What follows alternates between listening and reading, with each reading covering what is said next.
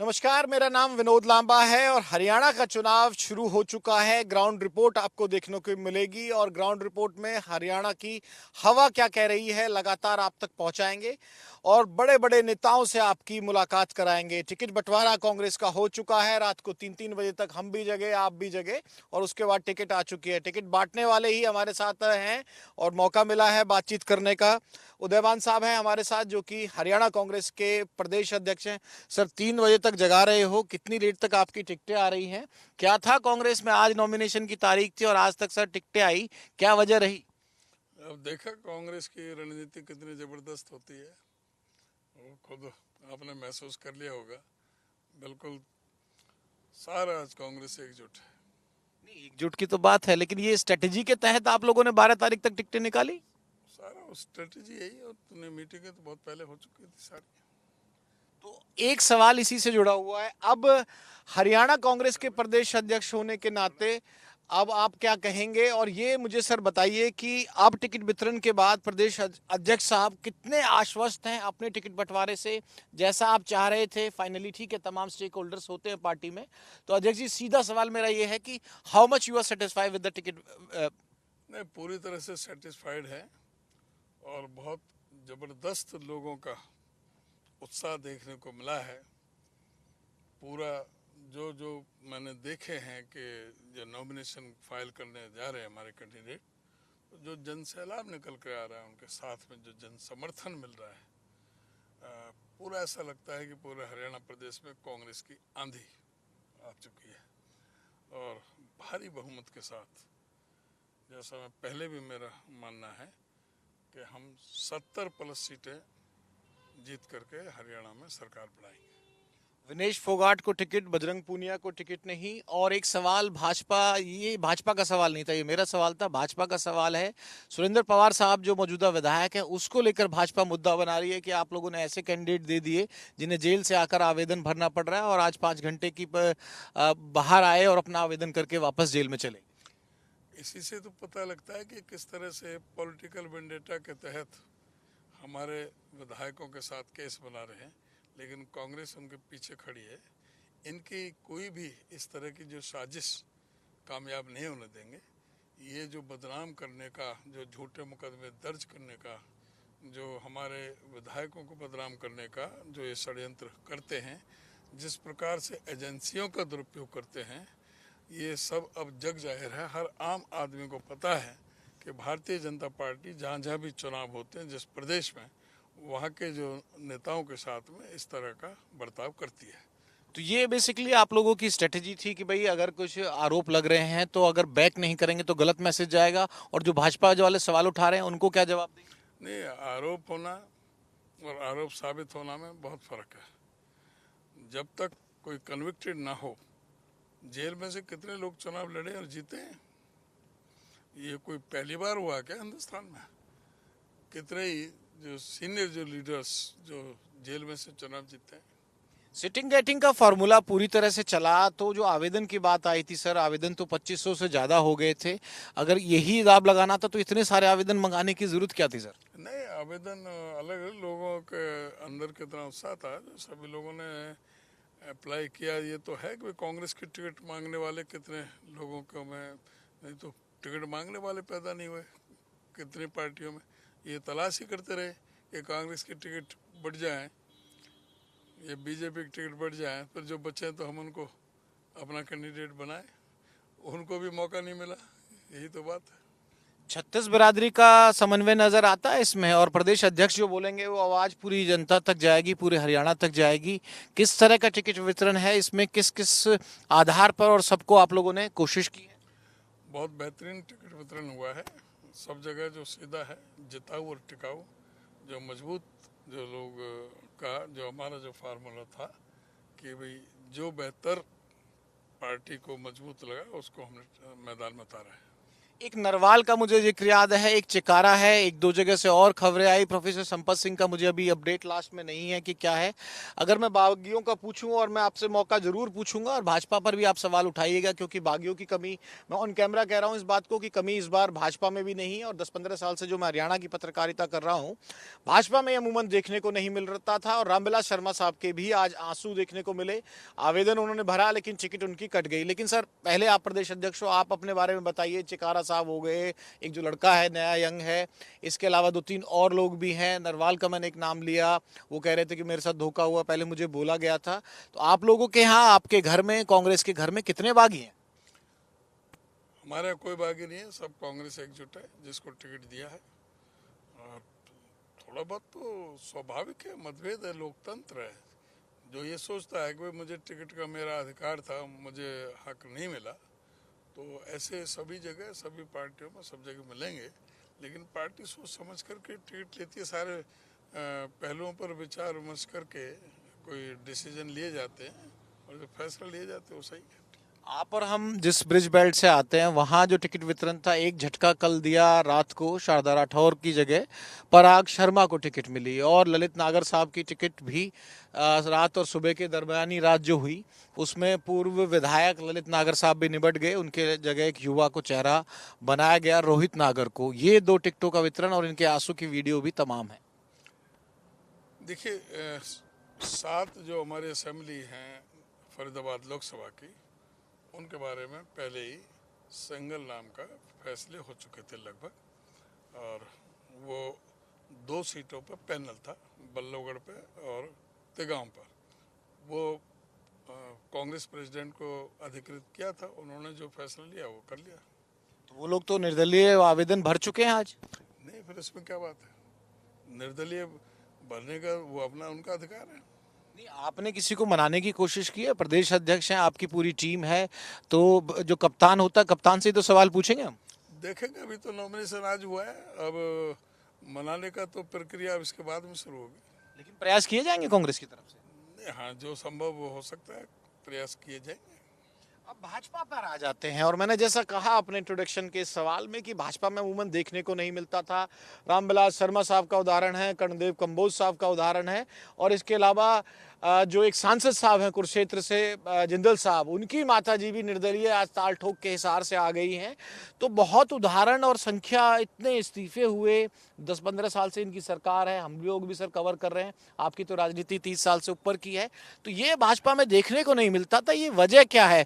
और एक वजह, और मैं बिल्कुल कैमरे पे बोल रहा हूं, कि ये वजह समझ में नहीं आई कि बागियों को मनाने भी बहुत लोग गए थे, सीएम साहब भी पहुंचे, लेकिन कर्णदेव कंबोज साहब नहीं पहुंचे, बने इनसे। तो भाजपा में बागियों की संख्या बहुत बड़ी इस बार है अध्यक्ष जी। भाजपा है कहाँ? भाजपा तो जो है, वो जो भाजपा जो सिद्धांतवादी, जो प्रिंसिपल की, जो आरएसएस की विचारधारा से जुड़ी हुई थी, वो तो है ही नहीं। अब तो ये सारे स्वार्थी लोगों का जमघट हो गया है। कोई भी किसी पार्टी का हो, किसी को भी लाकर के टिकट दे देते हैं।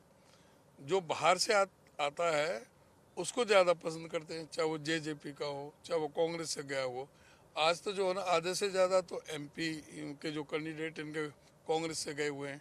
ऐसे विधायकों में आप देख लें कि कोई कांग्रेस से गया हुआ है, कोई जेजेपी से, कोई, इनका अपना कैडर है ही नहीं। तो जो अपना कैडर नहीं है और दूसरे लोगों पर ये आधा पूरी तरह से आश्रित है, तो यही होगा। कितने बागी हैं इनके? चारों तरफ आप देख रहे हैं कि बागियों का ये सारा बागी हो रहे हैं डेली। सारा इसमें तो कई दिन से तो चर्चा हो रही है, इसको चर्चा होते हुए 8-10 दिन हो गए। और एक पर जिक्र जरूर कीजिए, दक्षिण हरियाणा की राजनीति में राविंद्र जी साहब भाजपा के साथ तो हैं, उनकी बेटी को भी टिकट मिल गई, लेकिन उनका बयान है, और उनका बयान कैमरे पर है अध्यक्ष जी, और वो साफ तौर पे कह रहे हैं कि लोगों की इच्छा है कि मैं सीएम बनूं, लेकिन भाजपा की तरफ से क्लियर किया जा चुका है। और वो कह रहे हैं कि भाई सीएम के चेहरे के तौर पर जो मौजूदा सीएम है वही रहेंगे, और उनकी सरकार आती है तो नायब सिंह सैनी साहब को बनाएंगे। राविंद्र जी साहब का ये बयान, रामविलास शर्मा साहब के बारे में भी मैं आपसे जरूर कमेंट चाहूंगा। पहले उन्होंने निर्दलीय भर दिया और फिर उसके बाद वापस ले लिया, क्योंकि आपके साथ जब आप भी पुराने समय से विधायक रहे हैं, वो भी उस समय से रहे हैं, महेंद्रगढ़ से जीत के आते थे, आप लोगों का रहा होगा। आप जो कांग्रेस पे आरोप लगाते थे गुटबाजी का, अब आपके सामने देख रहे हैं कि क्या गुटबाजी का क्या नमूना है। लोग अंदर से कितने टूटे हुए, कितने दुखी हैं। आज सबसे ज़्यादा दुखी आत्मा राविंदर जीत है। कभी ऐसा हुआ है कि जो जो, जो 15 साल से 20 साल से 10 साल इनके हो गए, पहले अपना कांग्रेस उसमें राज्य मंत्री रह गए, वो तो इनका तो रिकॉर्ड हो गया। और ऐसा वो महकमा क्या है वो किसी को नहीं पता, किस महकमे के मंत्री हैं। शायद उनको खुद को भी नहीं पता कि तुम किस महकमे के, ना तो कभी कोई मीटिंग होती, ना कहीं कोई वो मीटिंग ले सकते, ना कोई अधिकार किसी तरह से। सिर्फ उनको ऑफिस दे रखा है और अपना कोठी और ये बंगला और अपना जो आप कहना चाह रहे हैं नाम के मंत्री हैं। नाम के मंत्री हैं। और उनका इनकी दोनों बार सरकार बनाने में महत्वपूर्ण रोल रहा है पूरे दक्षिण हरियाणा में। लेकिन उनको जितना अपमानित किया है बीजेपी ने, ये आज आम जनता बोलने लगी है और उनका खुद आत्मा रोने लगी है। वो कहने लगे खुद को मेरे साथ क्या हो रहा है। लोग ये चाहते हैं, लेकिन उनके साथ पीड़ा क्या, किस तरह से उनके साथ में बार हो रहा है, मुझे बताने की जरूरत नहीं। रामविलास शर्मा जो इस बीजेपी का चेहरा थे, सबसे सीनियर आदमी है, सारा शुरू से ही संघ से जुड़े हुए, जनसंघ से जुड़े हुए, उनकी 2 बार 3 बार वो प्रदेश अध्यक्ष रहे। उनकी अध्यक्षता में सरकार बनी थी भारतीय जनता पार्टी की। उनको इस तरह से दूध में से मक्खी की तरह निकाल दिया गया। उनको कोई आज पूछ नहीं रहा। जो सबसे सीनियर वरिष्ठ नेता, जिसने बीजेपी खड़ी की, जिसको यहाँ हरियाणा में उसका लालन पालन किया, उसको आगे बढ़ाया, छोटे से को, जो बीजेपी 2 सीट 1 सीट की 4 सीट की पार्टी थी, उसको इस लेवल पर पहुंचाने में महत्वपूर्ण भूमिका अदा की। आज उनके देखे आंसू किस तरह से उनके साथ में इसने इन लोगों ने बर्ताव किया है। आज इन्होंने ना भाजपा की किसी नीति को देखा है, इन्होंने एक तरह से लोगों को अपमानित करने का, जिसको चाहते हैं भाई इसको उसमें डाल दो, लाल कृष्ण अडवाणी की तरह मार्गदर्शन में, और उनमें मुरली मनोहर जोशी की तरह, इस तरह से लोगों को, बुजुर्गों का अपमान कर रही है क्या इनकी पार्टी? हाँ, बुजुर्गों का अपमान कर ही रही है। सारे देख रहे हैं। जो जिन्होंने बीजेपी खड़ी की, जिन्होंने अपना खून पसीने से सींचा, इसको बीजेपी को इस लायक बनाया कि देश में शासन करने लायक, आज जो है उनको अपमानित तो होना पड़ रहा है 10 साल से। सर, क्या एक दिन में चर्चा चली थी, आपसे बेहतर कौन बता पाएगा, अब तो टिकट वितरण होना था, हो लिया। एक तो सवाल इसी से जुड़ा हुआ है, ये क्या रामविलास शर्मा साहब को आप लोगों ने ऑफर की थी कि भिवानी सीट से आप चुनाव लड़ लीजिए? नहीं, हम क्यों ऑफर करते। हमारे पास भिवानी में 72 कैंडिडेट कई थे, लेकिन अपने पार्टी ने उनको, कम्युनिस्ट पार्टी को एक सीट देनी थी, उन्होंने उनको लिए किया।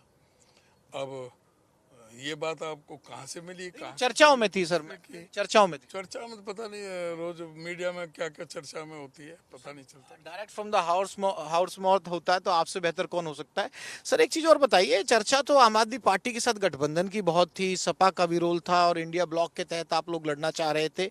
पहली बात तो वो गठबंधन सिरे चढ़ा नहीं, और अगर नहीं चढ़ा तो उससे फायदा नुकसान कांग्रेस का कुछ हुआ? नहीं, कोई नुकसान नहीं। कांग्रेस पार्टी को, कांग्रेस अपना आप में सक्षम थे, हम तो पहले से कह रहे थे। हमसे स्टेट यूनिट कह रही थी, हमसे पूछा भी था। तो वहाँ मीटिंग में हमने राहुल जी से और खड़गे जी से कहा था कि आम आदमी पार्टी को स्पेस देने की कोई ज़रूरत नहीं, हम अपने आप में सक्षम हैं।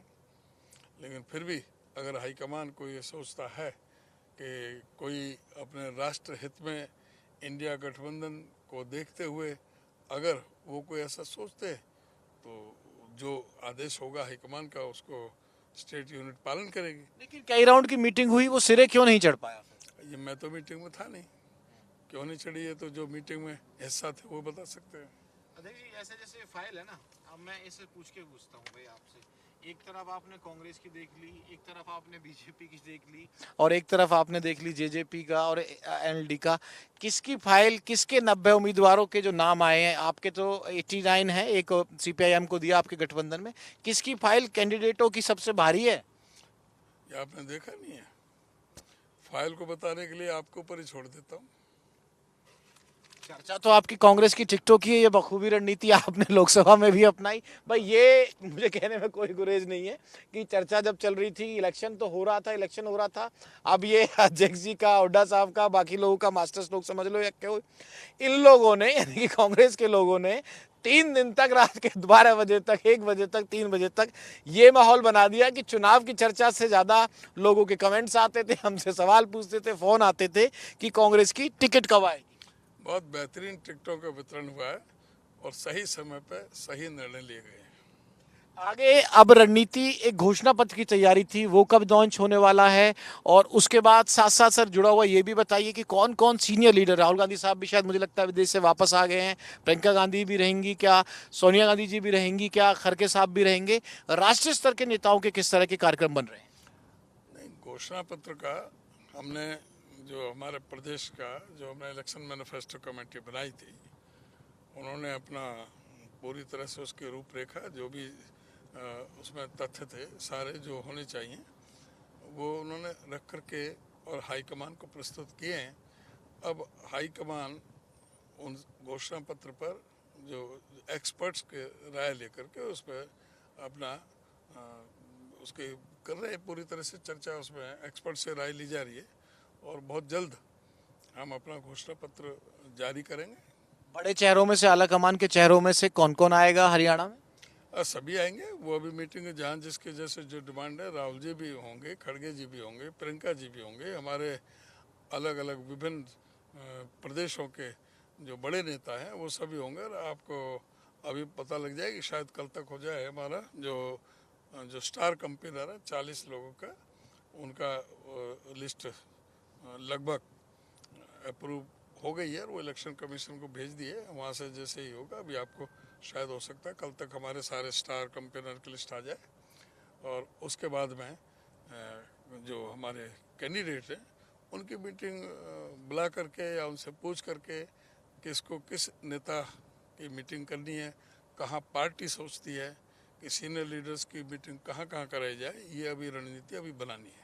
सर एक सवाल बताइए कि भाजपा की तरफ से मैसेज आया, उनकी नाम तो नहीं बताऊंगा, लेकिन उनकी जो सोशल मीडिया विंग है ना, उनकी तरफ से, और जो है ये आया कि भाई जेपी साहब के बेटे को टिकट मिल गई, रणदीप सुरजेवाला साहब के बेटे को टिकट मिल गई, इसके अलावा जो सांसद हैं उनकी टिकट मिल गई, सांसद यानी कि वरुण चौधरी साहब, उनकी धर्मपत्नी जी को टिकट मिल गई, और इसके अलावा बहन जी को टिकट नहीं मिली, और बहन जी के अलावा सतपाल ब्रह्मचारी, तो ब्रह्मचारी उनको टिकट नहीं मिली। तो तमाम जो सांसदों का परिवार था उनको भी एडजस्ट करने का काम कांग्रेस ने किया, और आपसे कह रहे हैं कि आप लोग परिवारवाद चलाते हैं। भाजपा वालों का सवाल, भाजपा वालों में अभी आपने देखो पहले लिस्ट में उसमें परिवारवादी कितने हैं, आप मुझे बताओ, पहले वो लिस्ट नाम बोलते जाओ और मैं बताता जाऊं किसके परिवारवाद क्या है।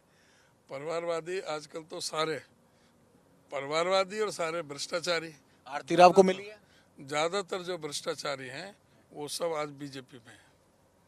अच्छा, परिवारवाद की बात जो है, परिवारवादी इन लोगों को जो टिकट दी गई है, वरुण चौधरी की वाइफ को, जेपी साहब के बेटे को, और इसके अलावा जो नहीं, हमने तो जहाँ पर जिता हुआ है, जो मजबूत है हमारे उम्मीदवार, वो उतारे हैं। हमने तो कभी इस बात पर किया ही नहीं, वही परिवारवाद की बात करते हैं, परिवारवाद की बात वो करते हैं, और जहाँ भी परिवारवादी लगते हैं वहाँ उनको देते हैं। बताओ उन्होंने किसको टिकट नहीं दी? मौजूदा सांसदों में से किसी को टिकट नहीं दिया आपने? टिकट तो किरण, वो शैलजा जी भी मांग रही थी।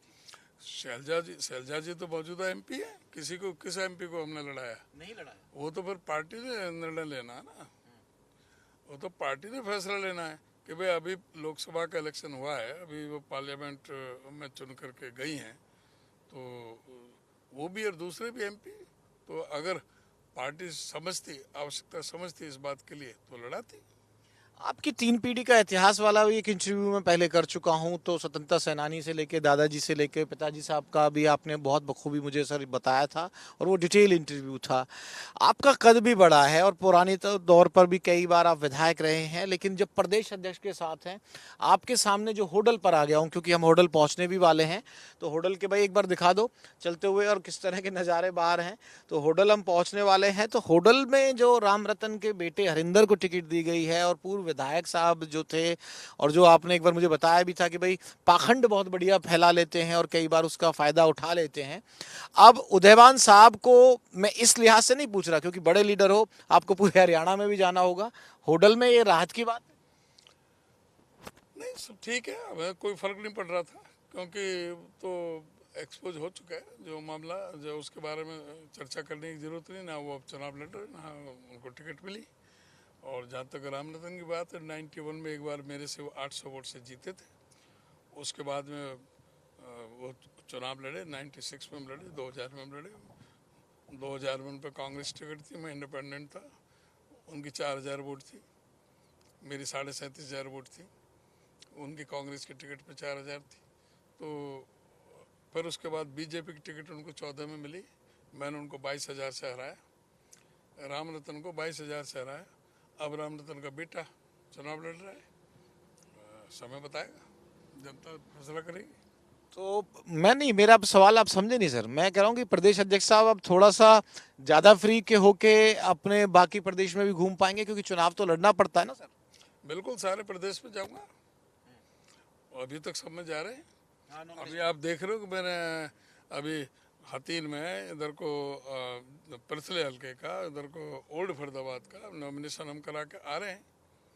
तो जहाँ भी ज़रूरत है, जहाँ डिमांड होगी मेरी, जहाँ आवश्यकता होगी वहाँ जाऊँगा।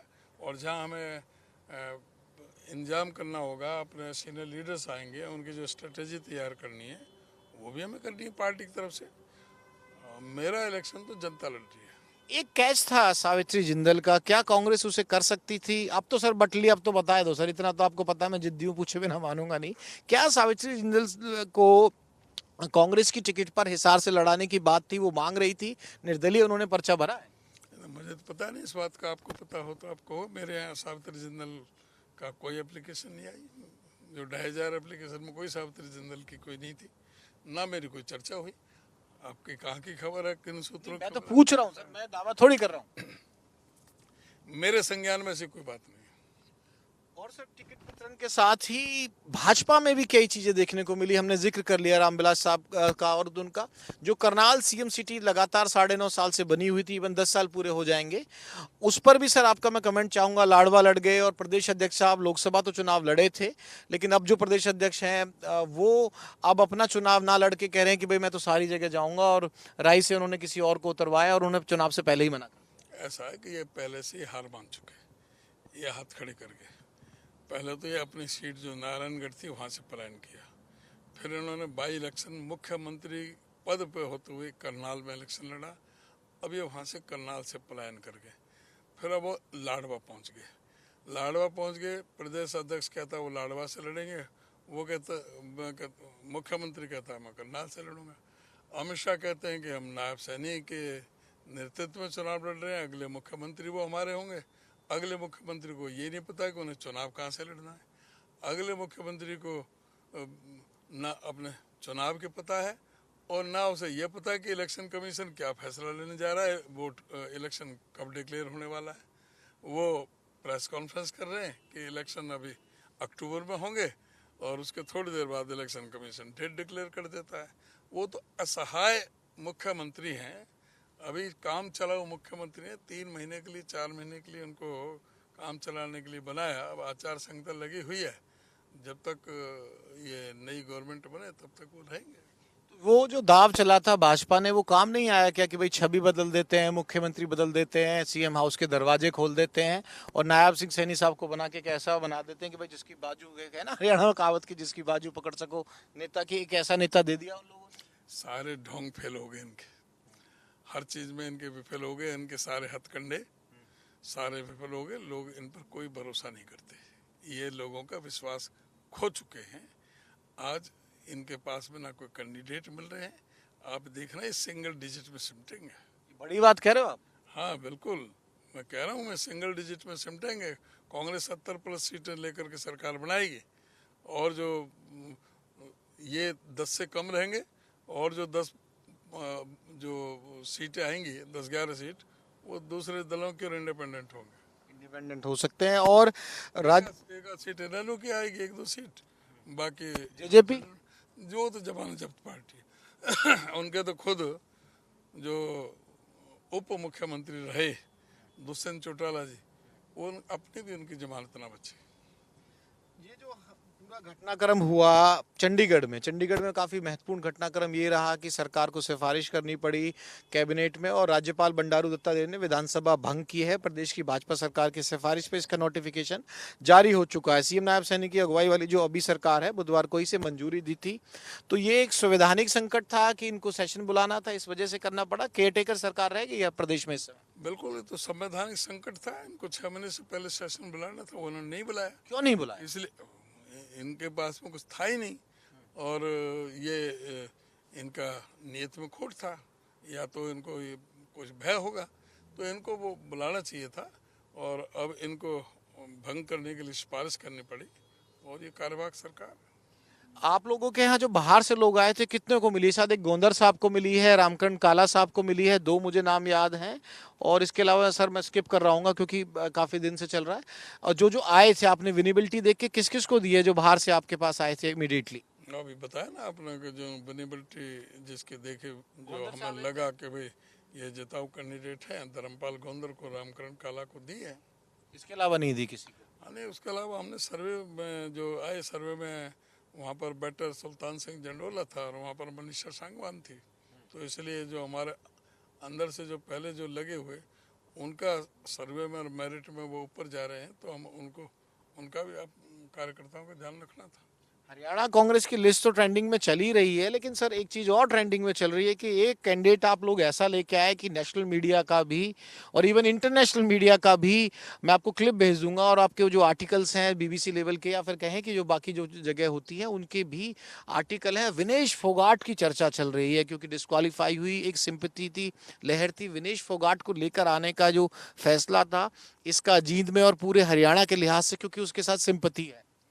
विनेश फोगाट के साथ इन्होंने बहुत गलत व्यवहार किया। सरकार ने उनको एक तरह से अपमानित करने का काम किया। जो बेटी एक दिन में 3 कुश्तियां जीती, pre quarter final, quarter final, semifinal, जो सेमीफाइनल जीतने के बाद में सिल्वर तो उसका पक्का हो ही गया था, फिर क्या कारण है कि वो पदक से वंचित रहेगी? 100 ग्राम का वो लगा के वहाँ कौन था जो कुश्ती फेडरेशन का, उसने पहले 12 मई को ट्वीट कर दिया था, 3 महीने पहले कह दिया था कि मेरे साथ कोई साजिश रची जाएगी ओलंपिक में मुझे पदक से वंचित करने का। वो साबित हुई क्योंकि वहाँ जो फेडरेशन का अध्यक्ष था वो ब्रजभूषण शरण सिंह का गुर्गा था, ऐसे उनका मैनेजर भी, ऐसे कोच भी।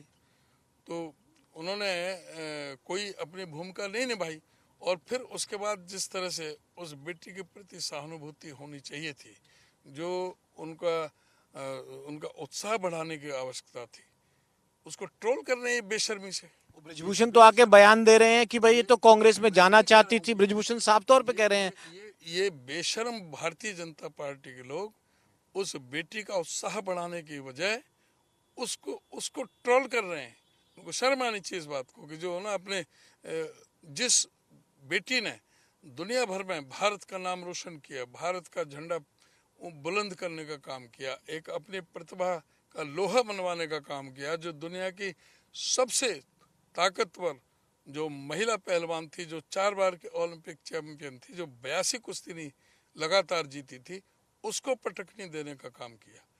उसके बारे में इन्होंने इस तरह की बातें की, और जिस तरह से क्या वो अपने इस स्तर के जो अंतर्राष्ट्रीय स्तर के खिलाड़ी जो हुई, उन बेटी को अपनी एफआईआर दर्ज करने के लिए धरने पर बैठना पड़ा जंतर मंतर पर, और इस बेशरम सरकार ने उसको एफआईआर तक दर्ज नहीं किया। एफआईआर दर्ज हुई सुप्रीम कोर्ट के उससे, सुप्रीम कोर्ट के दखल से एफआईआर दर्ज हुई। इनको बहुत ही ये बेशर्मी की बात है। अंतिम फैसला तो जनता करेगी। मेरा अंतिम सवाल है सर आपसे, आपका भी बहुत बिजी शेड्यूल है, तमाम जगह जाना है। सर मेरा एक आखिरी सवाल है, किन मुद्दों को देखकर लगता है आपको, आप जितने आश्वस्त हो अपनी सरकार को लेके, और इसमें क्या जात पात को लेकर या कास्ट डिवीजन को लेकर कुछ ऐसी चीजें तो नहीं होंगी इलेक्शन में कि जो भाजपा कांग्रेस को डैमेज करने के लिए, अपनी रणनीति, हर पार्टी को अपना हक होता है, आप लोगों को ट्रैप कर ले पूरे इलेक्शन में? कांग्रेस पार्टी कभी जाति धर्म मजहब की कोई राजनीति नहीं करती। कांग्रेस सभी वर्गों को साथ में लेकर के चलने वाली पार्टी है, सभी के लिए काम करने वाली पार्टी है, सभी के लिए अपने जो सोच रखती है और उनके विकास के लिए योजनाएं बनाने का काम करती है। ये भारतीय जनता पार्टी जो देश में नफरत फैलाने का काम करती है, जो बांटने का काम करती है, जो जात बरादरी का मजहब का जुनून पैदा करके लोगों से वोट हासिल करने की बात करती है, अपनी उपलब्धियों के आधार पर, अपने कामों के आधार पर वोट नहीं मांगती। नफरत के आधार पर ये वोट हासिल करके राज बनाना चाहते हैं। वो लोगों में इनका चेहरा बेनकाब हो गया। आज लोग बेरोजगारी से त्रस्त हैं, महंगाई से त्रस्त हैं। आज लॉ एंड ऑर्डर पूरी तरह से हरियाणा में ध्वस्त हुआ पड़ा है, आज उससे त्रस्त है। फिरौती मांगी जा रही है, व्यापारी भयभीत है इस प्रदेश में। 30 से ज़्यादा बार पर्चे लीक हुए हैं। बिल्कुल जो युवा है वो नौकरी के लिए जो भटकता फिर रहा है वो बड़ा पूरी तरह से परेशान है। वो क्राइम की तरफ जा रहा है, नशे की तरफ जा रहा है, पलायन की तरफ जा रहा है। प्रचार का जो है पूरी तरह से हालत सर मौका है अभी तो, क्योंकि आचार संहिता में प्रचार करने का मौका और मीडिया की जिम्मेवारी होती है कि सबको बराबर का चांस दे। सीधा देखकर अगर आप कुछ कहना चाहें कांग्रेस पर हरियाणा की जनता भरोसा करे 2024 चुनाव में, क्योंकि ये मौका है और सबको बैलेंस देना चाहिए। आचार संहिता के अंदर ये होता है, हमने भी पढ़ा है उनका इलेक्शन कमीशन का। तो सीधी बात आप क्या कहना चाहते हैं हरियाणा की जनता से हमारे माध्यम से? सीधी बात यह है कि इस 10 साल का जो कुशासन रहा है हरियाणा प्रदेश में, शासन को उखाड़ फेंकने की जरूरत है, जिसने इस प्रदेश की अर्थव्यवस्था को पूरी तरह से बंटाधार कर दिया, कानून व्यवस्था को बंटाधार कर दिया, शिक्षा में और स्वास्थ्य में पूरी तरह से चौपट कर दिया। इस सरकार को रास्ता दिखाने का, उखाड़ फेंकने का समय आ गया है। और कांग्रेस पर ही क्यों भरोसा? कांग्रेस पार्टी ही वो पार्टी जो 10 साल काम करके दिखाया। हुड्डा साहब ने डेवलपमेंट के 4 बड़े बिजली के कारखाने लगाए, 5400 मेगावाट के, इन्होंने एक यूनिट का नहीं बनाया। चाहे वो दिल्ली से बल्लभगढ़ की मेट्रो, दिल्ली से गुड़गांव की, दिल्ली से बहादुरगढ़ की मेट्रो 81 किलोमीटर की हुड्डा साहब के शासन में बनी, इन्होंने एक पिलर नहीं बनाया। हुड्डा साहब के समय में 12 अंतर्राष्ट्रीय स्तर की यूनिवर्सिटियां, 16 मेडिकल कॉलेज, एम्स का सेंटर, कैंसर का इंस्टीट्यूट, ये हुड्डा साहब लेकर आए। 250 किलोमीटर की रेल की लाइन बिछाने का काम हुड्डा साहब के समय में हुआ। 1600 करोड़ के बिजली के बिल माफ करने का काम हुआ। गरीबों को 100-100 गज के प्लॉट देने का काम हुआ। गरीबों को फ्री और 200 लीटर की टंकी और पानी की टंकी और उनको कनेक्शन देने का काम हुआ। तो 22 लाख लोगों को वजीफे देने का काम किया, बच्चों को, गरीब लोगों का। तो ये चीज याद है। चीज पर और घेर रहे हैं आपको, कह रहे हैं कि दलित की बेटी क्यों नहीं बन सकती, दलित का बेटा क्यों नहीं बन सकता हरियाणा में मुख्यमंत्री का चेहरा। ये चलाया जा रहा है, एक नैरेटिव कोशिश की जा रही है। क्यों नहीं बन सकता? कांग्रेस अगर कोई दलित का बेटा मुख्यमंत्री बना है तो कांग्रेस नहीं बनाए। चाहे वो चन्नी हो, चाहे सुशील कुमार शिंदे हो, चाहे राम सुंदर दास हो, चाहे हमारे उड़ीसा में दलित सीएम बने, इन्होंने बनाया कोई आज तक बीजेपी ने? शैलजा जी के कंधे पे बंदूक रख के, या बंदूक तो गलत शब्द हो गया, निशाना रख के आप लोगों पर निशाना साधा जाता है कि भाई उनको धकेला जा रहा है पीछे और आप लोग एक साथ सब मिले हुए। ये कोई भी नाम हो, किसी पर्सनल नाम से नहीं है। ये विधायक दल और कांग्रेस नेतृत्व तय करता है वो कौन होगा, कौन नहीं होगा, ये विधायक दल तय करता है। ये जो दलित की बेटी, ये बता ना ये दलित किसको बनाने हैं? अब बता देंगे दलित। ओबीसी चेहरा दे दिया इन्होंने। दलित किसको बना रहे हैं? ओबीसी तो जो इनका जो दलित का जो वो था ना सर मोर्चा, उनकी टिकट कट गई जो बस। तो फिर आप ही बताओ ना कि ये तो दलित विरोधी हैं, संविधान विरोधी हैं, लोकतंत्र विरोधी हैं, प्रजातंत्र विरोधी हैं। बिमला चौधरी की वापसी होगी उस सीट पे। तो क्या आप खुद ये फैसला लें कि कितने दलितों के शुभचिंतक हैं। ये दलितों के कभी ना तो शुभचिंतक थे ना है। सब लोग साथ हैं आपके, 36 बिरादरी का साथ मिल रहा है। सभी 36 बिरादरी, सभी जाति, धर्म, वर्ग, संप्रदाय के सभी लोग हमारे साथ हैं। तो शुक्रिया सर हमसे बातचीत करने के लिए। तो उदयवान साहब से बात करने में मजा जरूर आता है, और मजा इस लिहाज से कि मैं सवाल इनसे भाजपा के भी पूछ पाता हूं, सवाल मैं कांग्रेस के भी पूछ पाता हूं, और ये बुरा नहीं मानते। मैंने सावित्री जिंदल का नाम भी इनके सामने फेंका, इन्होंने कहा भाई आपको किसने बताया, और पिता पुत्र से लेकर तमाम जो चीजें ऐसी होती हैं जो पूछी जा सकती हैं मैंने पूछी। सर बहुत समय दिया आपने, उसके लिए शुक्रिया, और टिकट आपने लेट दी उसके लिए मेरा उल्हाना, क्योंकि हम भी 3-3 बजे तक जगे रहे। बहुत बहुत धन्यवाद, हमारा सही समय पर सही निर्णय है। शुक्रिया सर हमसे बातचीत करने के लिए। तो बहुत बहुत धन्यवाद उदयभान साहब को, आप देख रहे थे और बड़ा बखूबी इन्होंने बयान किया कि किस तरह से टिकट बटी है, आगे की क्या रणनीति है, कौन चुनाव प्रचार में आएगा और कांग्रेस हरियाणा में क्या क्या करने जा रही है इस पूरे इलेक्शन के दौर में। आप देखते रहिए ग्राउंड रिपोर्ट में हरियाणा की हवा क्या कहती है और मैं लगातार आपको तमाम ऐसे बड़े नेताओं से भी मुलाकात करवाता रहूंगा। कैमरामैन हिमांशु नेगी के साथ विनोद लांबा, ITV नेटवर्क, हरियाणा।